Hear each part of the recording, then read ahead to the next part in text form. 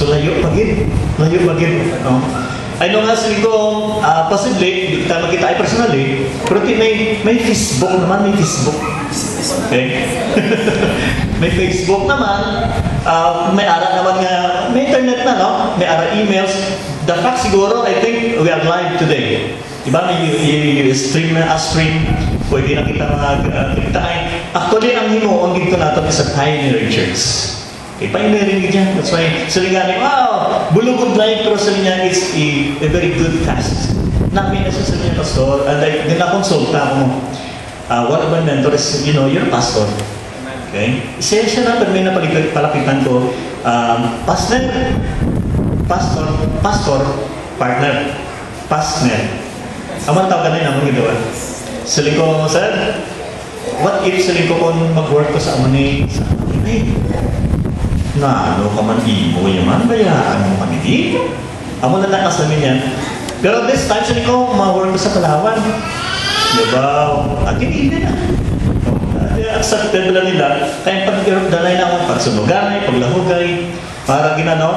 Dahil sa sila ko, pag ang Ginoo, ang nag-abot sa time, nga sila ko, nag-abot sa mind ko, sila ko, may support ko lang, ang Ginoo, gintawag ko to.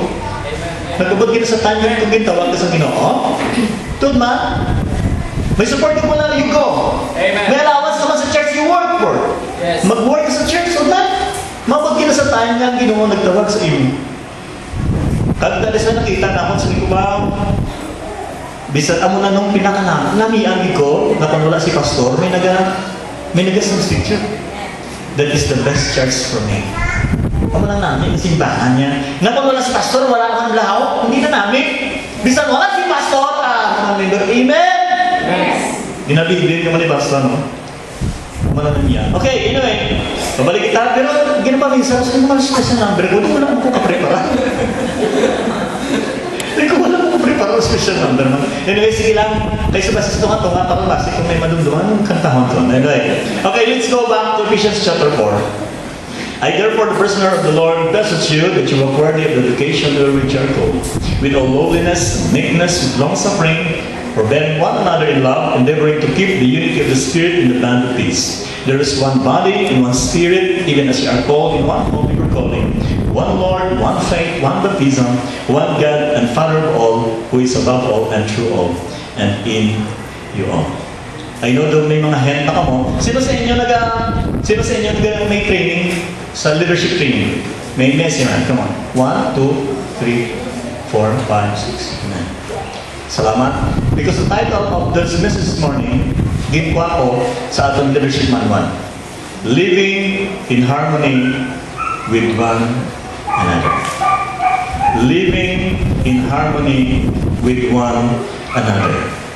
It is our job to live in harmony with one another.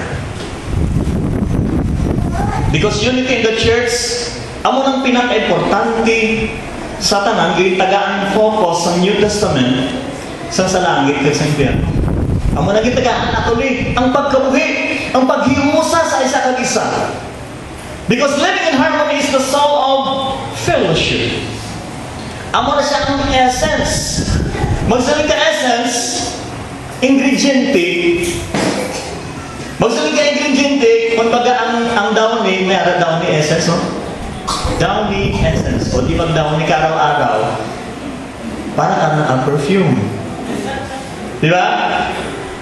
The unity and harmony of the church is the essence o amo ng perfume sa atong pagkabuhi na naghihiusa sa isa kag isa. I do believe God blessed a harmonious family. I do believe that God blessed a church who are united with one another. Sino may bata di sa kusina?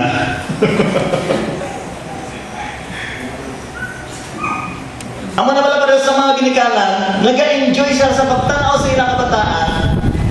Nga nagahiusan, di ba? Dusi mo bata, magkananay, kumakdalanay. Hindi ko naman yun, no? Quiz anani, tuwa na lang din. Nga ano ka mo, bandok ko rin kagiro man. Do hindi namin, no? Do hindi namin. And I believe, ang Ginoo, the same. Ang Ginoo nalipay, kung tanan kita, nagahiusa sa isa't isa. That is why the blessing comes from the Lord na ginabugbo sa Ginoo pagpakamahal niya. I do believe that GMBC is blessed by God. Sa lingkod galing kay Brad Kagina, sa lingkod Brad, another pang World Missions Conference. Isa pa! Ano bilin mo pa? Sa lingkod isa na lang, wapo ng simbahan.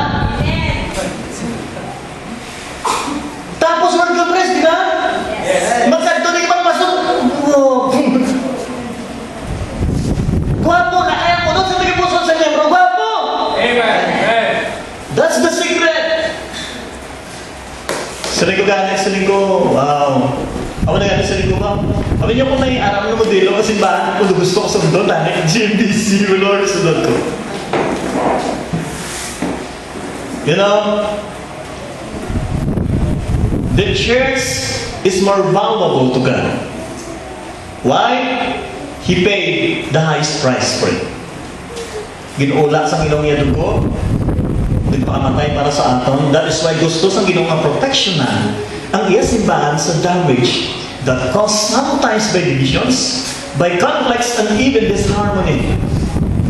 We do believe, as Christians, as the member of the church, that we are commissioned by God to do everything possible to preserve the unity, to promote the harmony, and to protect the fellowship of the church.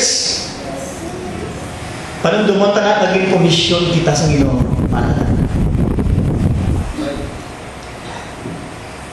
But how are we to do to live in harmony with one another?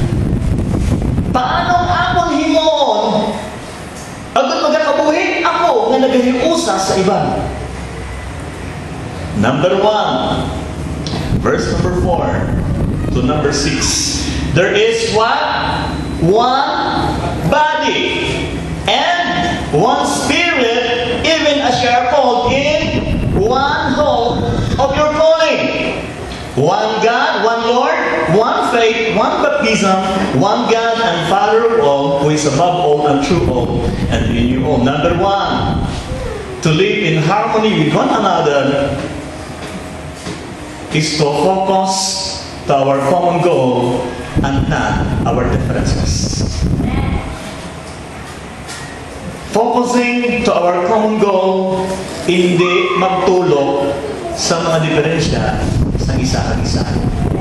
Look at the word 1. May 1 ba lang ato? May 1 ba lang at 3? Why no?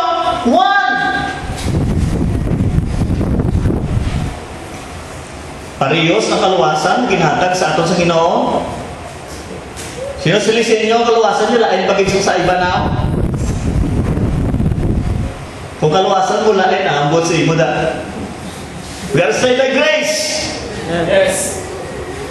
Through our faith, alone. Si Pastor, kasi may mabuti, Pastor, hindi mo na yung piso. That's wrong. We share the same salvation, the same life, and even the same future. All Christians who receive the Lord Jesus Christ will go into heaven when He dies. Amen? Amo naging promesa sa Ginoo, amo nang ginadapat, amo na mga butang na dapat naton konsentritan. Dapat kita dala mag-focus. Never let differences divide us. Yes. Hindi pagtugting ang mga diferensya naton ang nagapihak sa aton. Tama? Amen. So, many of us have different views. May mga views kita, may mga opinions kita, may mga palanawon, may mga idea kita.